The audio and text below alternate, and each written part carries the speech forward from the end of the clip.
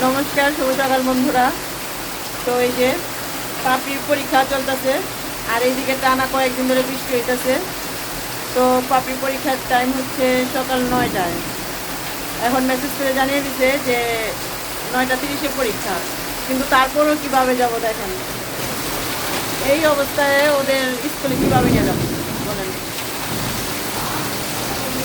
কি পরিমাণে বৃষ্টি হইতেছে, আর স্কুলে যাইতে যাইতেই তো ভিজা যাইব গা।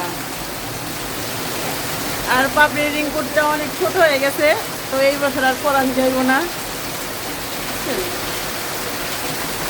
কি অঝরে বৃষ্টি হইতেছে।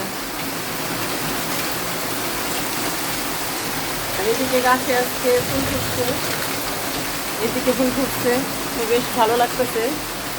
আর এই যে আমার বেলি ফুল গাছে অনেক কলি আসছে। এগুলো ফুল ফুটে গেছে, আবার ফুটবো। তো এই যে পাপড়ি, যাও রেডি হও, দেখি কিভাবে যাই। যাও।